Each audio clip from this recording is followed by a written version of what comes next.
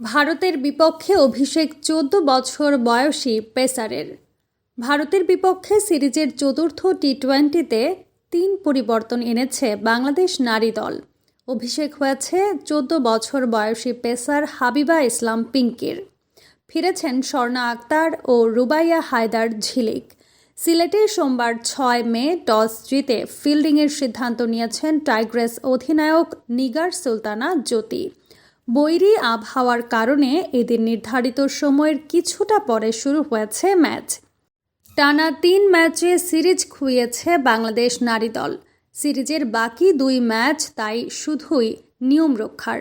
এই ম্যাচে একাদশে আনা হয়েছে ৩ পরিবর্তন। বাদ পড়েছেন সোবানা মুস্তারি, ফারিহা ইসলাম তৃষ্ণা ও ফাহিমা খাতুন। একাদশের সুযোগ পেয়েছেন স্বর্ণা, ঝিলিক ও হাবিবা পিঙ্কি। ৩ জনের মধ্যে বড় চমক হাবিবা পিঙ্কি। প্রথমবার আন্তর্জাতিক ক্রিকেটে খেলতে নামা এ ডানহাতি পেসার এর আগে ঘরোয়া ক্রিকেটে খেলেছেন ৭ ম্যাচ, নিয়েছেন ২ উইকেট। তার প্রতিভায় মুগ্ধ অধিনায়ক জ্যোতি।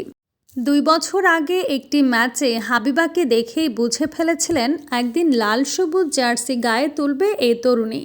সম্প্রতি বিসিবির ফেসবুক পেজ থেকে প্রকাশিত এক ভিডিওতে এমনটা জানিয়েছিলেন টাইগ্রেস অধিনায়ক।